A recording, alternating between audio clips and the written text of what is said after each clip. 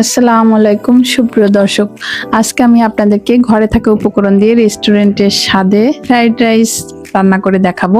আমি প্রথমে এখানে চালটা রেডি করার জন্য পানিটা ফুটায় নিলাম। পানির ভিতর একটু লবণ দিয়ে দিচ্ছি আর একটু সয়াবিন তেল দিয়ে দিচ্ছি, যার কারণে এই ভাতটা কিন্তু একটার সঙ্গে একটা না লাগে না, সেই কারণে আমি তেলটা দিয়ে দিলাম। এখানে আমি চাউলটা দিয়ে দিলাম। চাউলটা আমি ধুয়ে রেডি করে রাখছিলাম। এই চাউলটা কিন্তু আপনারা পুরাপুরি সিদ্ধ করবেন না, 80% সিদ্ধ করবেন, তা না হলে কিন্তু ভাতটা অনেক নরম হয়ে যাবে।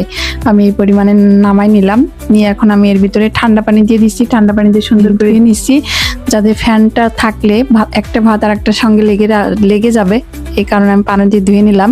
ধুয়েটা কিন্তু আমি ফ্যানের নিচেই শুকাইতে দিছি, যাতে গায়ের রসটা শুকাই যায়। এদিকে আমি মাংসটা মাখায় রাখছিলাম একটু আদা বাটা, রসুন বাটা আর একটু গোলমরিচের গুঁড়া আর 1 চামচ সয়া সস দিয়ে। সেটা আমি এখন সুন্দর করে সব উপকরণগুলো আমি ভেজে নিব আস্তে আস্তে পর্যায়ক্রমে। এখানে আমি 3টা ডিম সুন্দর করে রেডি করে নিচ্ছি। আপনারা কিন্তু ঘরে থাকা উপকরণ দিয়ে সুস্বাদু ফ্রাইড রাইস বানাই ফেলতে পারবেন খুব অল্প সময়ের ভিতর। দেখেন আমি ডিমগুলো সুন্দর করে রেডি করে নিচ্ছি। আপনারা অবশ্যই আমার পেজটা ফলো করে দেবেন এবং আমার ইউটিউব চ্যানেলটা সাবস্ক্রাইব করে দেবেন।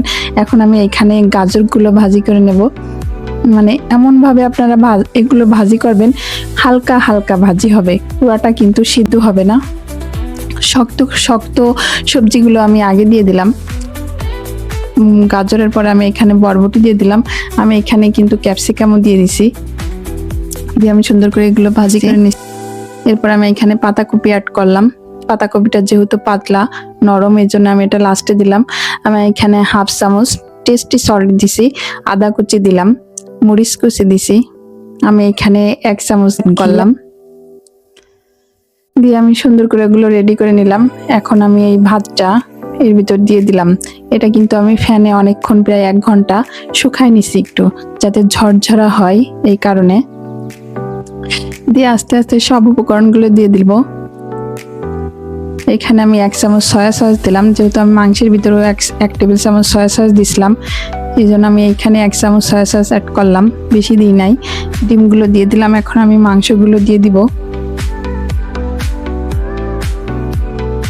এখানে কিন্তু আমি কিন্তু 1 চামচ গোলমরিচের গুঁড়াও দিছি, সেটা মনে হয় দেখানো হয়নি। আপনারা অবশ্যই গোলমরিচের গুঁড়া দিবেন। এখানে আমি আরো স্বাদ বাড়ানোর জন্য আমি একটা ম্যাগি মশলা দিয়ে দিলাম।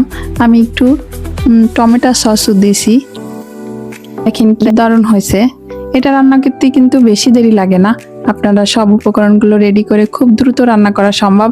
এটার স্বাদ কিন্তু খুবই সুস্বাদু। দেখেন আমি এগুলো রেডি করে নিচ্ছি।